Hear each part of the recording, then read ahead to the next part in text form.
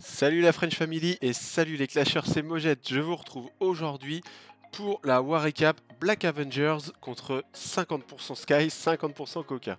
Et je dois avouer que rien qu'avec le nom, je kiffe ce clan. Donc pendant que derrière moi vous pouvez voir défiler un petit peu le résultat de la guerre, vous pouvez apercevoir qu'on termine sur un beau score de 58 à 55, donc c'était une guerre de clans à 20 contre 20.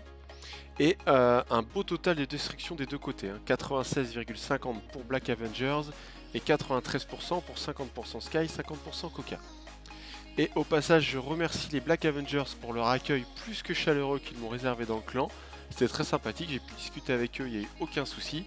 Et également un merci au chef de 50% Sky, 50% Coca, avec qui j'ai bien déliré, notamment pour le petit logo que vous avez pu voir en en-tête. Voilà, donc un grand merci à vous deux.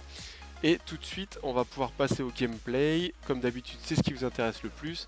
Et dans cette guerre de clans, nous avons du 3 étoiles HDV 9, 10 et également HDV 11, ce qui est plutôt rare et plutôt sympa, je pense.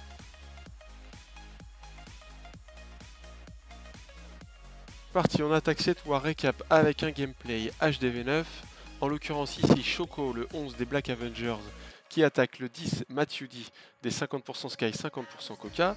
Donc HDV9 maxé avec Hero 27-27.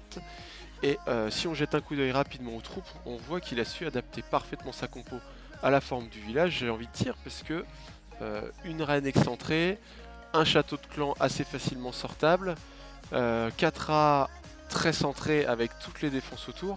J'ai envie de dire, le 4 Molos, puisque 4 Molos ici, 3 plus 1 dans le château de clan, et 21 ballons, c'est parfait pour aller chercher très très vite un maximum de défense, pénétrer au cœur du village, faire un maximum de dégâts, et surtout ici, j'ai oublié de le dire, les Archix sont en mode seul.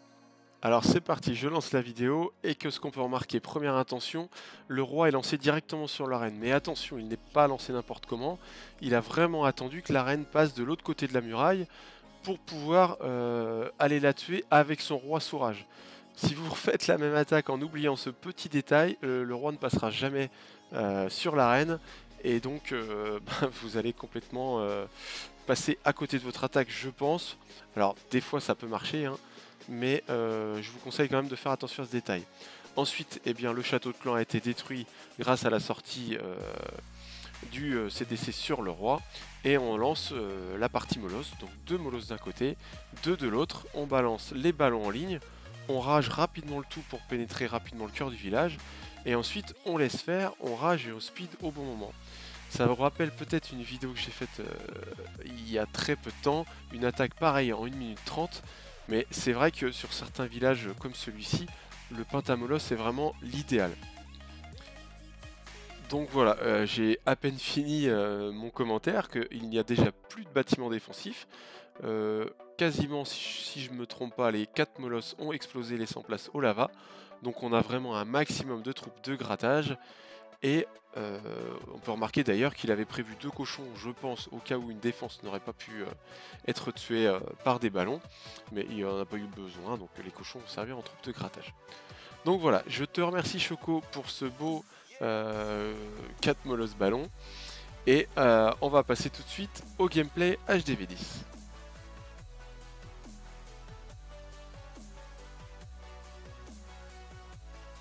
Donc on est reparti pour de l'HDV10 contre de l'HDV10. En l'occurrence ici 5 manuels des 50% Sky, 50% Coca qui nous attaque le 4 Jérémy des Black Avengers. Et qui va nous faire une belle attaque en 2 temps. Donc ici ça va être un commando Boulistero Golem pour aller chercher des cibles spécifiques, pour ensuite finir par une partie aérienne Moloss Ballon, donc 3 Molosses, 2 plus 1 dans le château de clan. Et donc les cibles spécifiques de la première partie qui pourrait vraiment gêner la deuxième partie de l'attaque. Ici ça va être l'arène, le château de clan, une entière et une tour de l'enfer. Plus bien évidemment des petites défenses aux alentours de toute cette zone là. Et donc sans plus tarder on lance l'attaque. Donc eh bien un petit dragonnet sur la gauche pour le nettoyage avec un sorcier sur la droite. Le but c'est vraiment éviter que les troupes tournent à tout prix, puisque sinon l'attaque serait complètement foutue. Ensuite, eh bien, directement sort de saut, le golem rentre pris pour cible directement par la tour de l'enfer, les héros, les boulistes, et le commando, grâce à ce beau funnel, va pouvoir pénétrer rapidement le cœur du village et terminer toutes les cibles que je vous ai annoncées tout à l'heure dans l'intro. Donc voilà, on n'hésite pas à rager rapidement tout ça, puisqu'il va y avoir vraiment beaucoup de dégâts au début, notamment avec le château de clan. On poisonne également tout ça. Ensuite, on n'hésite pas à rager les héros au besoin, donc ici le roi, et on en termine rapidement avec tout ce qui était gênant pour la P2. Ensuite, et bien voilà, la partie molosse ballon, on attaque, donc à l'ouest un molosse suivi de quelques ballons, puis rapidement un deuxième molosse et les ballons. Donc les ballons, je ne le rappelle plus, hein, c'est 2 ballons par défense. Et ensuite, eh bien, on n'hésite pas à envoyer du speed du rage quand il faut, et le dernier molosse quand on attaque la deuxième AA, puisque faut pas oublier de l'envoyer celui-ci, car mine de rien, avec les Archix, les tours de l'enfer et tous les bâtiments qui ciblent l'aérien, les molosses prennent vraiment cher. Et bien évidemment avec les mines noires aériennes. Donc ensuite, et bien voilà, alors là, on remarque qu'il aurait pu se passer quelque chose de dramatique pour Manu, puisque le molosse explose avant d'arriver sur la dernière AA. Donc heureusement, le dernier soin, le speed et les quelques renforts ballons du nord-est vont réussir à terminer cette dernière A sans gâcher cette attaque qui aura vraiment, ça aurait vraiment été dommage parce que c'était une belle attaque qui s'est plutôt bien déroulée jusque là. Et donc les 2 derniers ballons qui restent, alors que l'un des ballons était vraiment pixel, hein, il devait lui rester 2% de points de vie, et bien il termine tout ça. Et ensuite, eh bien, les troupes de grattage vont pouvoir finir les bâtiments non défensifs sur le pourtour de la map. Et voilà, c'est un 3 étoiles. Et je dis un grand bravo et un grand merci à Manu pour ce beau gameplay.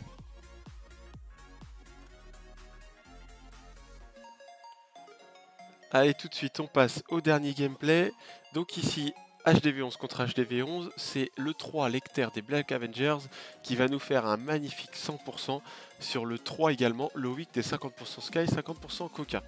Donc je ne vais pas forcément détailler la compo puisque c'est sensiblement la même que celle de tout à l'heure sur l'HDV10, mis à part qu'on intègre le grand gardien et qu'on n'a pas besoin sur ce type d'attaque du golem pour tanker, justement grâce au grand gardien.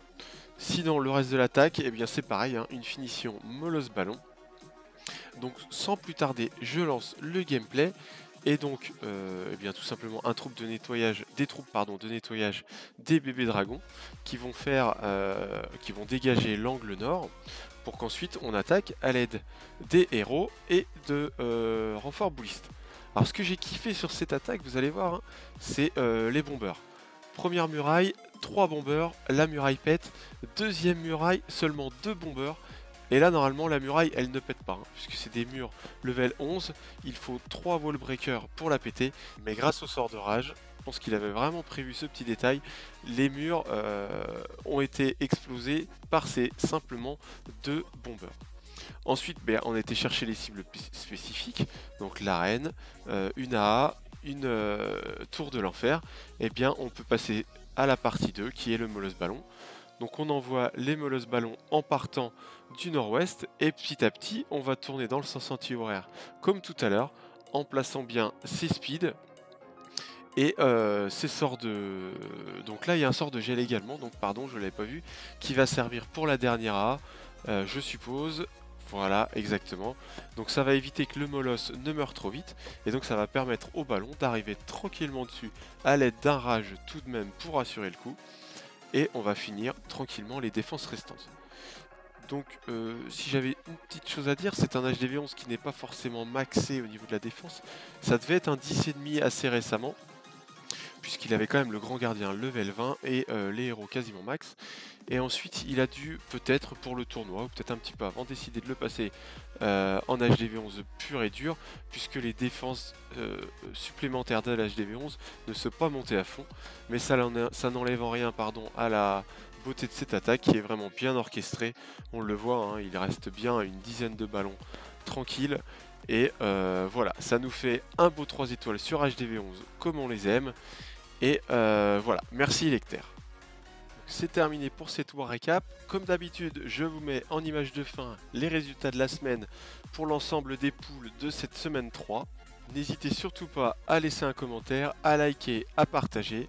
Et si l'aventure vous tente, eh bien sûr, vous pouvez regarder dans la description, vous avez toutes les infos pour rejoindre la French Family. Allez, je vous dis à la semaine prochaine, ciao ciao, bye bye.